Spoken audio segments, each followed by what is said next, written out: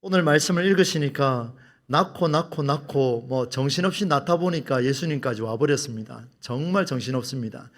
아마 성경 통독하시는 분들은 창세기 5장과 10장 그리고 역대상의 몇 장들과 또 마태복음 1장과 누가복음의 또 역시 3장입니까? 여기에 들어가게 되면은 다들 그냥 건너뛰는 모습들이 좀 보이는데 세부적으로 좀 볼 필요가 있습니다. 아마 제가 제 기억에 원래 연초쯤 되는 것 같습니다. 누가복음의 족보를 가지고 여러분과 함께 말씀을 소통을 했었는데 오늘은 마태복음을 가지고 소통을 한번 해보도록 하겠습니다.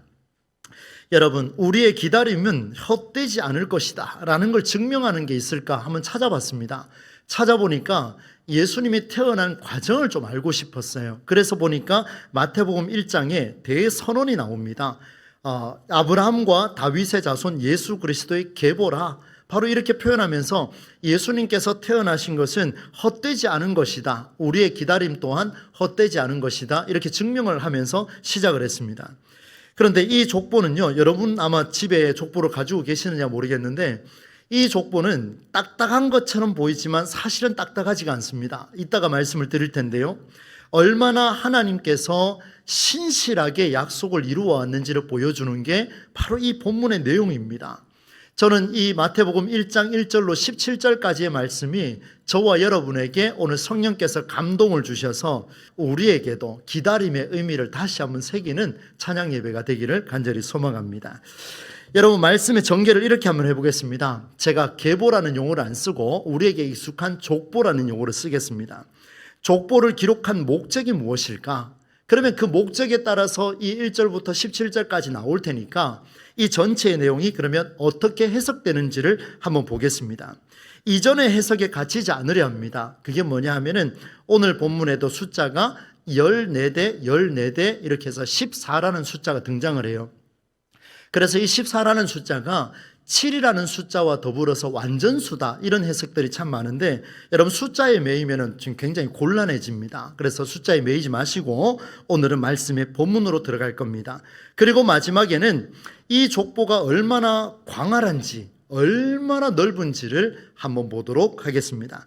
이런 관점에서 전체 세 가지 맥락을 살펴볼 텐데 잘 한번 경청해 보시면은 마태복음 1장이 우리에게 큰 위력이 된다는 것을 볼 수가 있을 것 같습니다.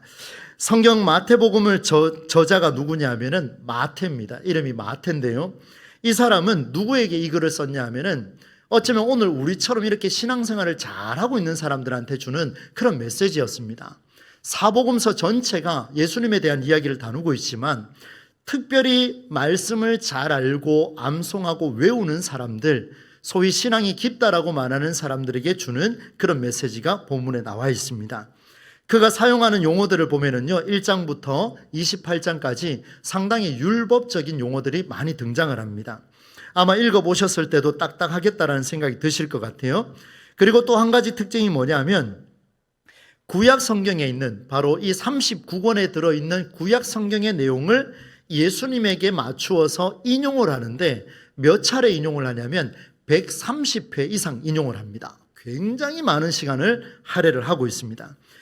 이건 뭐 신학생들이 알고 있는 내용들입니다만 여러분에게 간략하게 한번 소개를 했습니다. 어떻든 굉장히 많은 구절을 소개하는 것을 보니까 구약 성경에 있는 내용이 이 신약에 와서 흐트러진 게 없더라, 구약 성경의 내용이 신약 성경에 와서 그대로 이루어지고 있더라, 이 말을 마태가 너무 하고 싶었던 것 같습니다. 그래서 이런 관점으로 한번 볼 텐데, 그러면 먼저 이 마태가 예수님의 족보를 기록한 목적이 무엇일까? 그 목적을 한번 보겠습니다. 여러분, 17절 말씀을 같이 다시 한번 읽어보도록 하겠습니다. 성경을 보고 읽겠습니다. 시작. 그런즉 모든 대수가 다윗까지 14대요 다윗부터 바벨론으로 사로잡혀갈 때까지 14대요 바벨론으로 사로잡혀간 후부터 그리스도까지 14대더라. 그냥 뭐 단순히 이렇게 구분해놨다라고 생각할 수 있지만, 그러나 글을 쓰는 저자가 이렇게 구분한 것은 분명한 이유가 있더라는 겁니다. 여러분 한번 볼까요? 1절부터 6절까지 내용을 딱 보고 다윗을 경계로 해놨는데 아브라함부터 다윗까지 14대라고 하면서 6절 중간에 보면 동그라미가 하나 있습니다. 보이세요? 예, 제가 몇 차례 말씀을 드렸죠? 거기에서 다윗부터 또 그 다음에 바벨론으로 사로잡혀갈 때까지 14대인데 11절 끝나고 12절 앞에 보니까 또 뭐가 있습니까? 동그라미가 또 있습니다. 그러니까 마태가 지금 이렇게 분리를 시킨 거예요. 아브라함부터 다윗까지 14대, 다윗부터 바벨론으로 사로잡혀갈 때까지 14대, 또 그 밑에 바벨론으로 사로잡혀갔을 때부터 예수 그리스도까지 14대가 되더라. 합이 14, 14, 14 하여 총 몇 대가 됩니까? 42대. 오, 정말 잘하시네요. 저는 한참 생각했습니다. 제가 적었다가 52대로 적었다가 깜짝 놀랐는데 42대죠. 실제로 예수님께서 이 아브라함의 계보를 따라 42대 손입니까? 라고 물으면 여러분 맞을까요? 틀릴까요? 한 번도 들어본 적이 없죠. 그죠? 계산해 본 적도 없죠. 예수님이 아브라함의 선조로부터 대를 이어왔는데 그가 42대 손입니다라는 말을 들어본 적이 있습니까? 없지 않습니까? 실제로 성경을 보니까 42대 손이 아니에요. 왕을 기록하고 있는데 여러분 나중에 보시면 아시겠습니다만은 요람이라는 왕과 우시아라는 왕 사이에 또 세 사람의 왕이 또 빠져버렸습니다. 여기 없어요. 그렇다면 여러분 한번 보세요. 42대인데 14대, 14대, 14대, 14대로 세 개를 분리시켰다는 이야기는 다분히 마태가 의도적으로 글을 썼다는 거예요. 예수님에 대해서 소개하고 싶은데 이 마태라는 사람이 성경을 왜곡할 수는 없지만 그러나 예수님의 이야기를 듣고 이렇게 써야만이 예수님이 살아날 거다, 이렇게 써야만이 예수님이 이 가문에서 태어났다는 것을 증명할 수 있을 것이라는 강한 의지를 갖고 썼던 게 바로 이 마태복음이라는 것을 보여줍니다. 그래서 의도적으로 생략했다는 것을 알 수 있어요. 그러면 이제 이게 결론이라면, 이게 14대씩 나눈 게 목적이라면, 그러면 그 내용이 세 가지로 어떻게 나오는지를 한번 보겠습니다. 여러분 성경을 조금 부지런히 좀 찾아보겠습니다. 졸릴 수 있으니까 한번 찾아볼게요. 여러분 아브라함, 다윗, 바벨론의 포로로 잡혀갈 때 그리고 예수까지 14대씩 총 3번에 걸쳐서 나누어놨는데 이 14대씩 나누어진 그 중심의 공통점에 보니까 중요한 인물들이 있더라는 거예요. 1대부터 나오는 게 누구냐면 아브라함, 그리고 14대가 끝나고 15대가 등장하는데 누구냐면 다윗, 그로부터 14대가 끝나고 하는데 또 사람이 나오는데 바벨론으로 사로잡혀간 후에 이러이러한 사람들이 나오더라. 그리고 마지막에는 예수가 나오더라는 겁니다. 이 네 가지의 공통점이 뭐냐 하면요, 언약의 말씀이 들어있다는 거예요. 증명해 보이려고 합니다. 여러분 창세기 12장 1절로 3절 한번 찾아보겠습니다. 여러분 가진 성경으로 한번 찾아보겠습니다. 창세기 12장 1절, 2절, 3절입니다. 구약 성경 14페이지 정도 되겠습니다. 예. 이런 말씀은 좀 펜으로 체크해 놓으셔도 됩니다. 굉장히 중요한 메시지입니다. 1절로 3절까지 같이 한번 읽어보겠습니다. 시작. 여호와께서 아브라함에게 이르시되 너는 너의 고향과 친척과 아버지의 집을 떠나 내가 네게 보여줄 땅으로 가라. 내가 너로 큰 민족을 이루고 내게 복을 주어 내 이름을 창대하게 하리니 너는 복이 될지라. 너를 축복하는 자에게는 내가 복을 내리고 너를 저주하는 자에게는 내가 저주하리니 땅의 모든 족속이 너로 말미암아 무엇을 얻을 것이라? 복을 얻을 것이라 하신지라. 아멘. 이 외에도 아브라함에게 주신 약속의 메시지가 굉장히 많습니다. 그런데 이게 출발이거든요. 여러분 보세요. 말씀 그대로입니다. 아브라함아 가거라. 내가 너로 큰 민족을 이루겠다.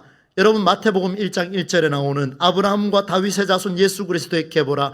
아브라함의 가문이 번창했습니까? 아니면 쪼그라들었습니까? 번창했지요. 그의 가문에서 예수에게까지 오지 않습니까? 굉장합니다. 말씀이 성취되었습니다. 그 다음에 두 번째 대수에 등장하는 중요 인물이, 첫 인물이 누구냐면 다윗입니다. 한번 볼까요? 사무엘 하 7장 살펴보겠습니다. 사무엘 하 7장. 네, 평소 성경을 많이 읽으시면 찾기 좀 수월하실 텐데요. 사무엘 하 7장 473쪽 정도 되겠습니다. 473쪽.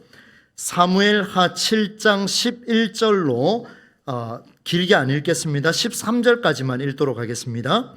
11절로 13절 함께 읽겠습니다. 시작. 전에 내가 내 백성 이스라엘을 다스리던 때와 같이 아니하게 하고 너를 모든 원수에게서 벗어나 편히 쉬게 하리라. 여호와가 또 내게 이르노니 여호와가 너를 위하여 집을 짓고, 그 다음이 중요합니다. 지금 다윗에게 했는 이야기입니다. 다윗에게 하나님 이렇게 말씀하세요. 12절 읽습니다. 시작. 내 수완이 차서 내 조상들과 함께 누울 때에, 이 무슨 말입니까? 죽을 때에, 매장될 때에 내가부터 읽습니다. 시작. 내가 내 몸에서 날 내 씨를 내 뒤에 세워 그의 나라를 견고하게 하리라. 그는 내 이름을 위하여 집을 건축할 것이요 나는 그의 나라 왕위를 영원히 견고하게 하리라. 하나님께서 다윗의 가문을 굉장히 번창하게 합니다. 그리고 그의 아들 솔로몬을 통해서 성전을 짓게 만들어 주시죠. 이 말씀도 이루어졌습니다. 맞지요? 그 다음 한번 볼까요? 세 번째 대를 나눴던 첫 번째 과정이 뭐냐면, 바빌론 포로로 잡혀갔을 때 그러면 성경 말씀이 나오느냐 증명해 보이도록 하겠습니다. 예레미야 25장 한번 찾아보겠습니다. 예레미야 25장 부지런히 한번 찾아보겠습니다. 예레미야 25장 25장 3절로 11절까지인데요. 3절 말씀만 한번 읽어보도록 하겠습니다. 준비되셨나요? 예레미야 25장 3절 같이 읽겠습니다. 시작. 유다의 왕 아몬의 아들 요시야 왕 13째 해부터 오늘까지 23년 동안 여호와의 말씀이 내게 임하기로 내가 너희에게 꾸준히 일렀으나 너희가 순종하지 아니하였느니라. 이 무슨 말인가 하면요, 예레미야가 그 백성들에게 외쳤습니다. 회개하라 회개하라 외쳤는데, 내가 하나님의 말씀이 내게 임하고 몇 년 동안 외쳤다 그럽니까? 23년 동안 죽으라고 외쳤는데 들었단 말입니까? 안 들었단 말입니까? 너희가 순종하지 아니하였느니라. 그래서 바빌론 포로로 끌려가게 됩니다. 하나님의 말씀대로 성취되고. 조금 넘어가서 29장 한번 보겠습니다. 29장 10절입니다. 29장 10절 1096쪽입니다. 29장 10절 몇 년 동안 거기 있었는지를 보여주는데 그 약속의 말씀이 오늘 이루어집니다. 29장 10절 읽습니다. 시작. 여호와께서 이와 같이 말씀하시니라. 바빌론에서 70년이 차면 내가 너희를 돌보고 나의 선한 말을 너희에게 성취하여 너희를 이곳으로 돌아오게 하리라. 아멘. 이렇게 보내버렸다가 몇 년 뒤에 돌아오게 한다고요? 70년. 그때 앞장서서 움직였던 사람이 스룹바벨과 느헤미야와 그 이어서 나오는 에스라와 같은 선지자들이 이 역할을 감당합니다. 자, 물어보겠습니다. 하나님의 말씀이 뱉어진 대로 성취되었습니까? 성취 안 되었습니까? 성취되었습니다. 바라건대 오늘 우리에게 주신 이 성경 66권은 우리에게도 주시는 하나님의 메시지입니다. 이 말씀은 1.1획도 가감이 없이 오늘 우리가 묵상한 대로 하나님께서 우리에게 이루어 주실 줄로 믿습니다. 성경이 그래서 위력이 있습니다. 제가 직접 찾아보자고 말씀드린 이유는 이렇게라도 찾아서 하나님 말씀이 살아있음을 우리가 함께 경험해보자는 그런 말씀이었습니다. 변함없이 살아있는 이 말씀 약속대로 오늘도 우리와 함께 할 것이며 반드시 우리와 함께 할 것이라는, 내가 너희를 건져낼 것이라는, 시간이 길어지더라도 반드시 건져낼 것이라는 하나님의 말씀의 응답이 저와 여러분에게 일어나기를 주의 이름으로 축원합니다. 그래서 오전 말씀과 연결이 되죠. 이제 두 번째 이야기입니다. 이제 안 찾으셔도 돼요. 이제 저를 보시면 됩니다. 두 번째 이야기는 마태복음 1장을 펴놓고 한번 보시면 돼요. 족보의 성격대로 보니까 누가 낳고 뭐 계속 낳다 보니까 정신없이 17절까지 오게 된 겁니다. 모든 선조가 후대를 낳았다라는 표현은, 여러분, 낳았다라는 표현은 남자와 여자와 만나서 혼인관계를 맺고 결혼하여 자녀를 출산했을 때 낳았다, 사람과 사람의 의지가 만나서 낳았다, 이렇게 표현을 쓰지 않습니까? 어쩌다 보니까 태어났다, 이렇게 간혹 경우도 있긴 있지만 거의 대부분은 뭐라고 이야기하냐면 우리가 낳았다, 이렇게 표현을 씁니다. 이게 무슨 말인가 하면 능동이라는 거예요. 내가 수동적으로 한 게 아니고 능동이라는 표현입니다. 그런데 여러분, 질문 하나 하겠습니다. 1절부터 17절까지의 내용을 보게 되면 사람이 사람을 낳고 낳으니 이렇게 표현하고 있는데 딱 한 군데에서 다른 표현을 쓰고 있습니다. 빨리 한번 찾아보십시오. 찾으셨나요? 어디 나옵니까? 찾으셨습니까? 어디요? 16절 한번 보겠습니다. 16절 같이 읽어봅시다. 시작. 야곱은 마리아의 남편 요셉을 낳았으니 마리아에게서 그리스도라 하는 칭하는 예수가 나하시니라. 다르죠? 앞에 사람과 사람이 관계를 맺어서 그 아이가 나오는 것은 전부 다 낳고 낳았으니 이렇게 표현했는데 예수에게 와서는 뭐라고 되어 있냐면 나시니라. 원어로 보니까 수동태입니다. 낳게 되었다라는 거예요. 사람의 의지가 아니라 이 부분에는 하나님의 의지가 강력한 성령의 충만함 역사가 일어났다라고 그렇게 표현하고 있습니다. 여러분 마태가요 이 빌드업을 얼마나 잘하는지 모릅니다. 처음에 아브라함과 다윗의 자손 예수 그리스도의 계보라. 너희는 씨족으로는 아브라함의 자손이야. 너희는 왕국으로는 다윗의 왕국이야. 정말 이스라엘 민족 중에 최대 왕국, 최대 땅덩어리 다윗 왕조였습니다. 그러니 솔깃하지요. 아브라함과 다윗의 자손 예수 그리스도의 계보라 듣고 나니까 근데 조금 이제 읽다 보니까 듣고 보니까 조금 졸려요. 낳고 하니까 조금 졸립니다. 그런데 마지막에 가서 뭐냐면 그리스도라 칭하는 예수가 나시니라 이렇게 선언해 버렸습니다. 무슨 말입니까? 사람의 힘에서 오는 것은 메시아가 될 수 없다라는 겁니다. 메시아는 너희들이 지금 믿고 기다리는 유일신 여호와 하나님이 보내주신 메시아는 그리스도 예수, 사람과 사람 사이가 아니라 성령께서 감동하셔서 마리아의 배를 통해서 태어난 분이 바로 예수 그리스도다. 그가 바로 메시아다. 이 말씀을 선언하고 있습니다. 두 번째 내용을 우리에게 적응을 한번 해보겠습니다. 사랑하는 여러분, 오늘 우리는 성령으로 태어난 예수가 우리와 함께함을 믿고 있습니까? 여러분 한번 답변해 보십시오. 성령으로 태어나신 예수가 우리와 함께함을 지금도 믿고 계십니까? 아멘이시죠? 예, 맞습니다. 저도 믿습니다. 그런데 그분을 경험하고 싶어요. 그분을 경험하고 싶은데 내 의지가 안 되더라는 거예요. 그래서 우리에게 주신 이 성경 메시지가 얼마나 위력이 있느냐. 그 성경, 바로 예수님의 삶이 기록된 사복음서의 성경을 우리 속에서 녹아낼 때에, 내 안에서 살아낼 때에 누가 역사하냐면요, 나는 이 말씀을 가지고 오늘 이걸 실천하고 저걸 실천하고 움직이지만, 그러나 그 속에서 역사하시는 분은 누구라고요? 성령 하나님께서 예수 그리스도를 만나게 해주신다. 이렇게 우리에게 증언해 주고 계십니다. 그럼 우리가 할 일은 뭐냐? 성령이여 내게 임하소서. 이 기도보다 더 중요한 게 뭐냐면 복음서에 나오는 예수님의 삶을 내가 살아내겠습니다. 복음서에 나오는 예수님의 그 인격에서 드러나는 정신을 내가 한번 살아내겠습니다. 하나님 내가 한번 살아내겠습니다. 주여 나와 함께하여 주옵소서 라고 기도할 때에 누가 역사하십니까? 성령께서 나를 감동하셔서 역동적으로 바꾸어 주신다. 이런 말씀을 우리에게 주셨어요. 이게 두 번째입니다. 마지막 세 번째, 정말 기가 막힌 내용이 나오는데요, 유대 사회 족보에서는 도저히 용납할 수 없는 이름들이 거론되고 있습니다. 여러분 아시겠습니까? 혹시 맞추실 수 있겠습니까? 예. 궁금하세요? 안 궁금하세요? 누구냐면요, 말씀을 드리겠습니다. 중간중간에 등장하는데 여성의 이름입니다. 여성들이 훨씬 많이 계셔가지고 제가 오해를 살까 좀 걱정은 됩니다만 전혀 오해 없이 들으시면 됩니다. 유대 사회의 족보에서는요, 가부장적이고 남성 중심의 족보입니다. 여러분 우리나라 족보에도 여러분 보신 적 있으시면 아마 잘 아실 거예요. 여성의 이름이 아니라 남성 중심으로 이름이 이루어져 있습니다. 그렇다면 마태라는 사람이 율법을 잘 알고 있는 사람들에게 여성의 이름을 기록했다면 이 족보가 신빙성이 있을까요? 없을까요?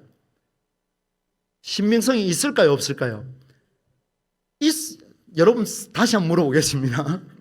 여성의 이름은 족보에 기록하면 안 되는 시대였습니다. 여성은 숫자에도 들어가지도 않았습니다. 오해하지 마십시오. 그런 시대 속에 남성 중심의 이름으로 이렇게 내려오던 그 시대에 여성의 이름을 집어넣었어요. 그러면 이 율법에 능통하고 신앙생활 열심히 하던 바리새인들과 서기관들과 율법학자들과 이런 사두개인들이 그 족보를 들을 때 귀가 솔깃할까요? 아니면은 가치가 없다고 생각할까요? 가치가 없다고 생각하죠. 당연하지 않습니까? 그런데 왜 여성의 이름을 넣어놨을까? 왜 여성의 이름을 넣어놨을까? 그 여성의 이름이 무려 5명이 등장합니다. 첫 번째 이름은 다말, 그리고 두 번째 이름은 라합입니다. 세 번째 이름은 룻입니다. 네 번째 이름은 우리아의 아내 바세바입니다. 다섯 번째 이름은 마리아입니다. 바로 예수의 어머니시죠. 여러분 한번 집중해 보십시오. 이렇게 여인의 이름을 기술한 이유가 무엇일까? 단순히 그런 생각이 들었습니다. 우리 예수님 남녀 차별을 안 하시는구나. 남녀 차별 안 하는 사람으로 태어나셨구나. 그것도 은혜가 되더라고요. 얼마나 감사한지요. 너무나 은혜가 됐는데 이제부터 들으셔야 됩니다. 다말과 라합과 룻과 바세바와 마리아 5명 중에 유대인들의 상황에서 볼 때는 조금 더 멀쩡한 사람이라고 한다면 5명 중에 마리아 한 사람밖에 없습니다. 왜 그런지 말씀드릴게요. 유대 율법의 기준으로 봤을 때는 다말과 라합이라는 사람은 여러 남성을 상대했던, 여러 남성을 접대했던 기생이었습니다. 우리 주님이 기생의 가문에서 태어났습니다. 이게 말이 됩니까? 라합과 룻은 더욱이 이방 땅 여인입니다.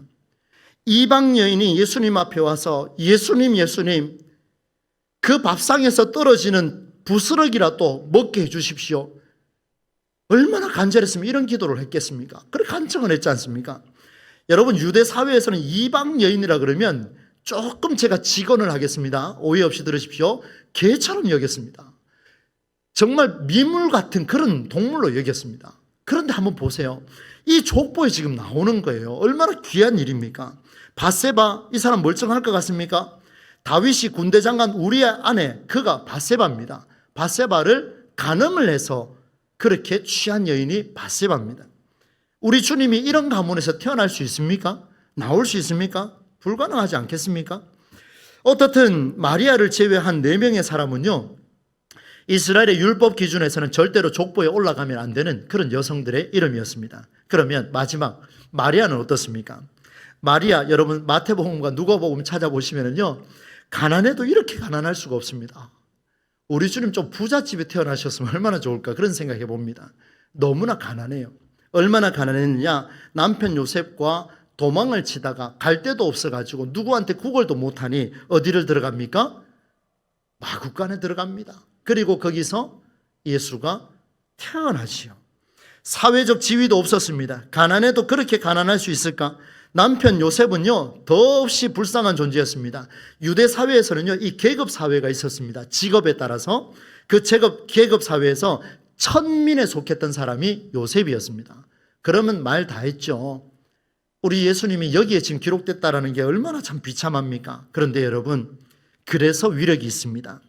무엇을 의미하는가 하면 예수님은 이 5명의 여인이 보여준 삶이 기생이었고 여러 남성을 대하던 그런 창녀의 모습으로 살았고 이방인으로 개취급당하던 그런 여성으로 살았던 죄인의 신분이었지만 힘이 없고 가난하고 명예도 없고 남편조차 천민계층에 살았던 마리아와 같은 그런 여인들이었지만 예수님은 놀랍게도 이런 여인들에게서 태어났다라는 사실입니다.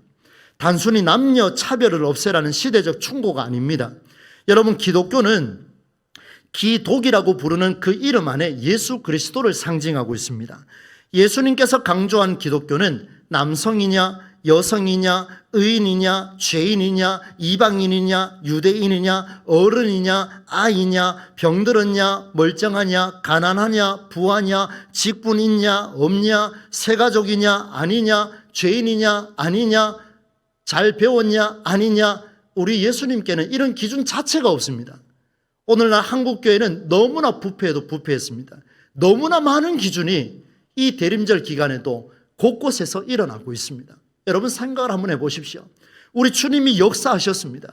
우리 주님이 이런 족보에서 태어났습니다. 그러나 우리는 또 다른 가문을 세우고 있고 또 다른 줄 세우기를 하고 있고 또 다른 그런 시간들을 우리는 만들고 있지는 않은가? 여러분 조심스럽게 저와 여러분이 함께 고민했으면 좋겠습니다. 여러분, 예수님께서는 이런 유대인의 율법적인 경계, 남성 중심적인 경계를 뛰어넘었습니다. 그래서 오늘 제목을 이렇게 달았습니다. 족보에 담긴 성경적 경계, 이것이 무엇이냐? 모두가 경계를 만들었지만 우리 주님은 경계를 무너뜨리면서 그 경계를 이렇게 말씀하셨습니다.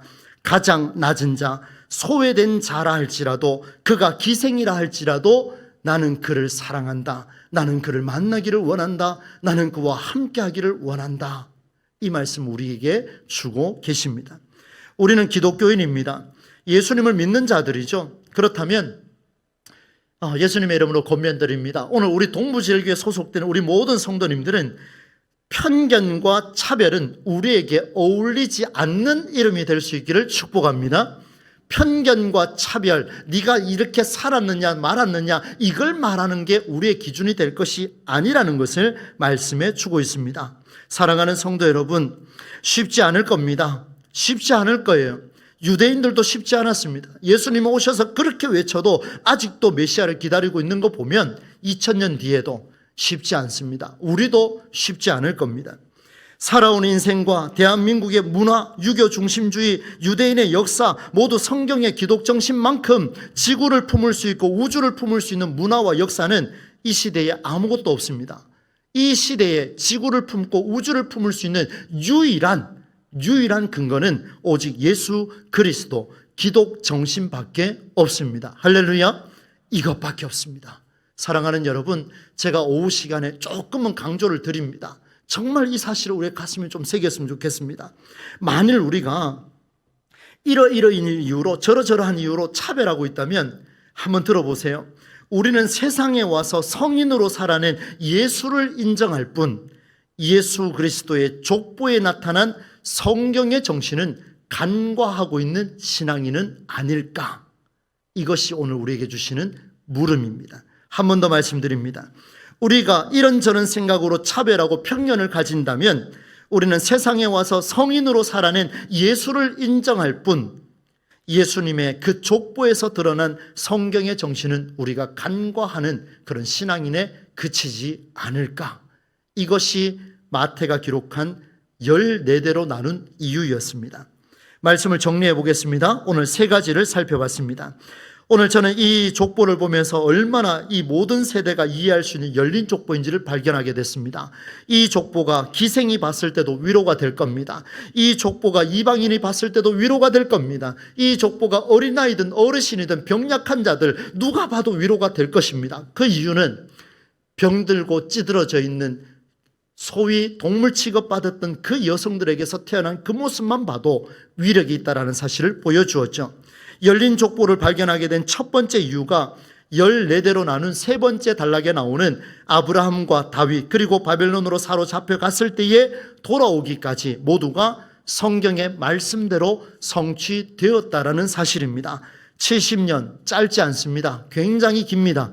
여러분의 기도가 응답이 더디다고 생각하십니까? 그러나 놓여 마시고 또 정말 좌절하지 마십시오. 여러분이 하고 있는 기도는 성경의 근거대로 하는 기도라면 반드시 성취될 줄로 믿습니다. 이거는 확신을 가지셔야 돼요. 두 번째, 낳고 낳았다라는 순서를 표현했지만 예수님께 와서는 태어나셨다, 나셨다 표현을 담고 있습니다. 이것은 인간의 힘이 작용한 게 아니라 성령의 힘으로 태어났다라는 말씀을 주셨습니다. 이 신천지를 비롯한 하나님의 어머니, 하나님의 아버지, 이런저런 표현 다 쓰지 않습니까? 거기에 있는 모든 교주들은 전부 다 사람과 사람과의 관계에서 태어난 것을 우리는 모르지 않습니다. 그들도 인정하고 있는 부분이에요. 그러나 그들은 이렇게 말하지요.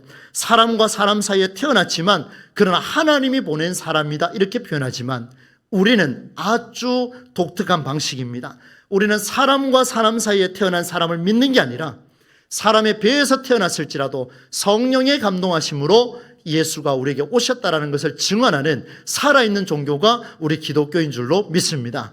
이 시대에 예수님을 만나고 싶습니까? 그렇다면 예수님을 기록한 이 복음서가 내 안에서 살아나야 됩니다. 이 복음서가 내 안에서 역동적으로 일어나야 됩니다. 이 복음서가 내 안에서 실천적으로 이루어져야 됩니다. 멍하니 보고 낳고 졸리고 낳고 이게 아니라는 사실을 우리에게 보여주죠.